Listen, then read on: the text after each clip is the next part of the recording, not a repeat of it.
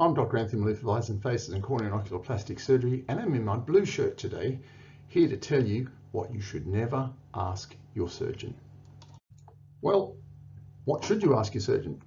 And how do you make your decision? Firstly, surgery is a very individual decision that only you, the patient, can make after you understand your problem, after you understand the surgery, after you understand what's required after surgery, and agree to do it.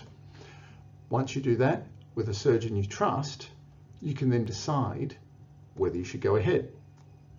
Now, surgery is not a product. You cannot buy it and return it. It doesn't come with a warranty, although surgeons, myself for example, I will look after people if we don't get the outcome we desire. No surgeon has 100% perfect success rate. However, if you go up to a car salesman and say, should I buy this car? What do you think he's going to say?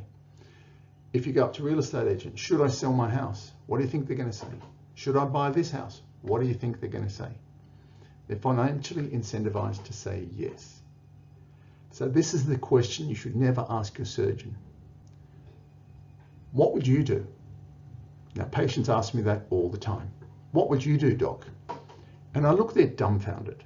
I've tried to explain the operation. I understand why they say it.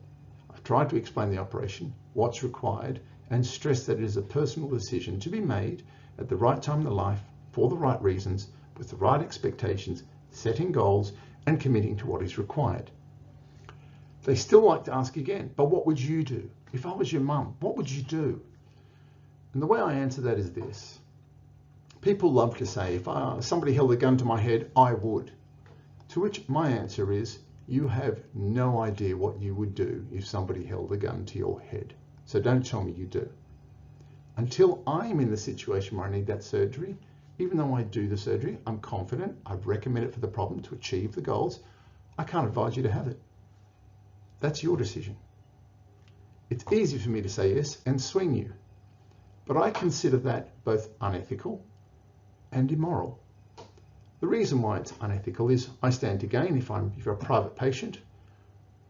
There's a financial incentive to me to say, yeah, go ahead and do it. And I don't think that is ethical at all.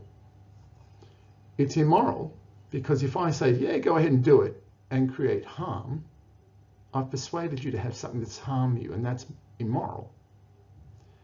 You as a patient have to make that decision yourself. And if you're not prepared to do it, understanding everything you need to do, then don't have surgery. Don't blame the surgeon for saying, oh, surgeon told me to have the operation. You've got to commit to that. And if a surgeon does tell you to have it, they'll tell you why they recommend it, but they can't tell you to do it. It's unethical and it's immoral.